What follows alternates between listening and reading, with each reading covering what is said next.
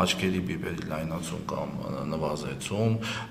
անհասկանալի, այսպես ասած, ուրախության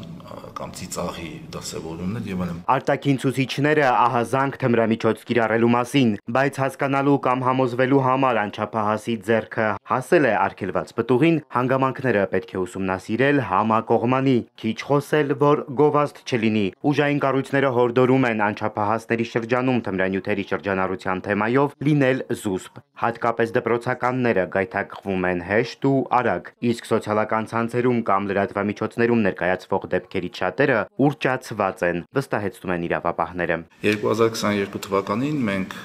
ունեցանք իրական վարույթ, այսինքն ստացանք տեղեկատվություն, որ օրինակ X դպրոցում անչափահասը փոշենման զանգված ունի իր մոտ, սպիտակ փոշենման զանգված եւ ցույց է տվել իր դասընկերուհիներին, վարույթը նախաձեռնվեց, փորձակնությունը անցկացվեց եւ արդյունքում պարզվեց, որ դա վիտամին C էր։ Վիտամին C, մանրացված շաքարավազ, թե թմրանյութ, ինչ բաղադրություն է ունեցել սպիտակ փոշենման զանգվածը, հարցը քննչական կոմիտեի տիրույթում է, պատասխան դեռ չունեն։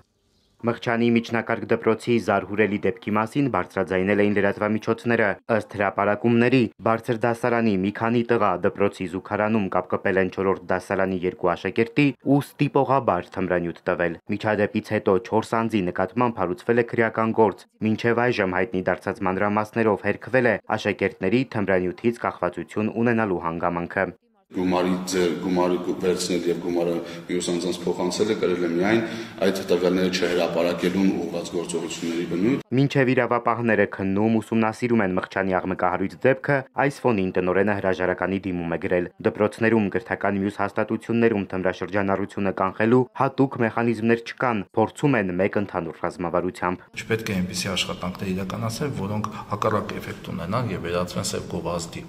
Դրա համար մենք աշխատանքներ կոնկրետ անցկացնում ենք մանկավարժական կոլեկտիվի եւ ծնողների հետ։ Ավելի քան 2 շաբաթ փրկարարներն ու ուժայինները որոնում են 2 տարեկան Տիգրանին։ Մարմարիկում կորած երեխայից հետք չկա։ Պաշտոնյայի խոսքով որոնողական աշխատանքները շարունակվում են ամենուր՝ գետում, սարերում ու ձորերում։ Իրավապահները գնում են հնարավոր բոլոր վարկածների հետևից։